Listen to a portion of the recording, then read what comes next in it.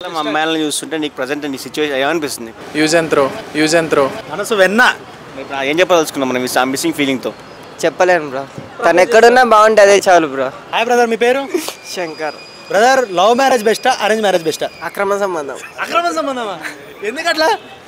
అంతే కదా బ్రో, మరి లవ్ చేయడం రిస్క్ వేయడం వలన అరేంజ్ చేసి రిస్క్లో పడ్డం కన్నా అక్రమ సంబంధం బెటరే కదా. ఇప్పుడు బయట అక్రమ సంబంధం కూడా రిస్కే కదా. బట్ ఇదన్నీ నీకు నాకు మధ్య ఉంటుంది, ఇంకొకరి మధ్య ఉండదు కదా డిస్కషన్.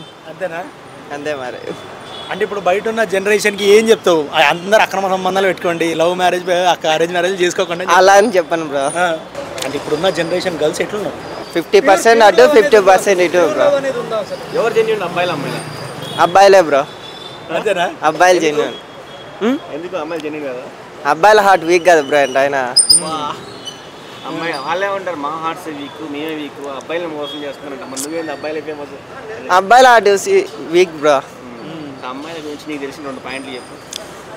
అమ్మాయిల లవ్లో నమ్మొద్దు బ్రో, నమ్మొద్దు. ఏదో నీకు లవ్ స్టోరీ ఉన్నట్టు ఉంది. లేదు బ్రో, చెప్పు. లేదు బ్రో. నీవు ఇందరికీ ప్రపోజ్ చేసావా?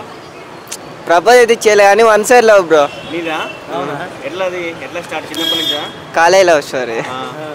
ఎట్లా ఉండేది? రిప్లై ఇచ్చేది నీకు? లేదు బ్రో, నేను ప్రేమించింది తనకు చెప్పలేదు ఇంతవరకు. ఎందుకు చెప్పలేకపోయావు? అబ్బాయిల హార్ట్ వీక్ అన్నా కదా బ్రో, అందుకు. చెప్తే యాక్సెప్ట్ చేసేదేమో. ఏమో బ్రో, మేబీ. మరి మిస్ అయిన ఫీలింగ్ రాలేదా? చాలా ఉంది. ఏం చెప్పదలుచుకున్నాం మనం ఈ మిస్సింగ్ ఫీలింగ్తో? చెప్పలేను బ్రో. సరే, నువ్వు చెప్పాలంటే మన మీడియా త్రూ ఆమె చెప్పేసి ఆమెకి ఏం చెప్పాలంటే అంతే. తను ఎక్కడున్నా బాగుంటే అదే చాలు బ్రో. అంతే. మనసు వెన్న. Okay brother. ఈ కాలం అమ్మాయిలను చూస్తుంటే నీకు ప్రజెంట్ నీ సిచ్యువేషన్ ఏమనిపిస్తుంది? Use and throw. అంతేనా? ఎందుకు అంత పెద్ద మాట అన్నారు? అంతే అనిపించింది. సో ఎలా ఉన్నారు బయట అమ్మాయిలు? ఎలా ఉన్నారంటే ఏం చెప్తాం బ్రో, చాలా ఫాస్ట్గా ఉన్నారు కంపేర్ టు బాయ్స్. మరి అట్లా ఉంటే మరి ఫ్యూచర్లో ఎలా? మరి మనకి మంచి అమ్మాయిని ఆడ దొరుకుతారు వైఫ్గా? రావాలని రాసిపెట్టి ఇప్పుడు ఉంటుంది కదా, వాళ్ళే వస్తారు అంతే. అంటే ఇప్పుడు బయట లివింగ్ రిలేషన్షిప్ అనేది ఎక్కువైపోయింది, అది మంచిది అంటారా లివింగ్ రిలేషన్షిప్ అనేది? లేదు బ్రో, రిలేషన్షిప్ లివింగ్ మొత్తం అంతా అయిపోయిన తర్వాత ఇద్దరు విడిపోతారు, మళ్ళీ ఇద్దరికి వేరే వేరే వాళ్ళు వస్తారు, కామన్ కదా. అప్పుడు చేసుకున్న వాళ్ళ పరిస్థితి గోవిందనా? అంతే. అంటే మీరు ఎటువంటి అమ్మాయిని కోరుకుంటారు? అసలు ఎక్స్పెక్ట్ చేయట్లేదు బ్రో. అంటే అసలు పెళ్ళే వద్దనుకుంటారా? ఎక్స్పెక్ట్ చేయట్లేదు, అప్పుడు టైం బట్టి అంత. సో మనం ఇన్స్టాగ్రామ్స్, సోషల్ మీడియా చూస్తున్నాం, అమ్మాయిలు కొంచెం ఎక్స్పోజింగ్స్ కానీ పబ్లిసిటీ కోసం చాలా స్టంట్స్ చేస్తున్నారు. దాన్ని ఎట్లా మా పేరెంట్స్ ఏం సైలెంట్గా ఉంటున్నారు? ఎలా ఉండదు? ఓ కామెంట్స్ బ్రో దాని గురించి చాలా డిసప్పాయింటెడ్గా మాట్లాడుతున్నారు. లేదు బ్రో, నిజం. మీ లైఫ్లో ఏదైనా బ్రేకప్ ఉందా, లేకపోతే లవ్ స్టోరీ ఏదైనా ఉందా? అందరికీ ఉంటాయి కదా బ్రో, అది కామన్. ఏదో 2 మాటలు చెప్పు. అమ్మలే లేదు బ్రో.